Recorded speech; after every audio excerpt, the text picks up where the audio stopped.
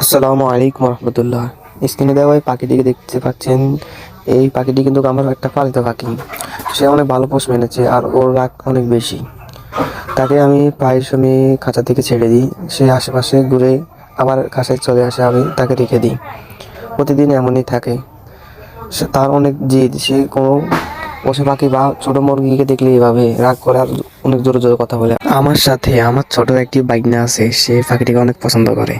পাখিটির সামনে সবাই কেউ যদি পাখিটিকে উত্তপ্ত করে বা কোনো মোরগ হাঁস যেটাই হোক, সেটাকে ঠোকর মারবেই।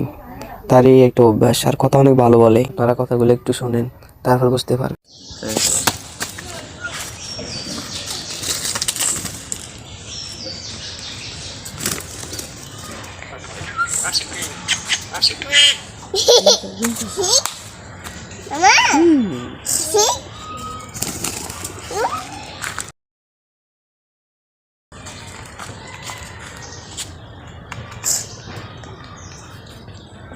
জুম করে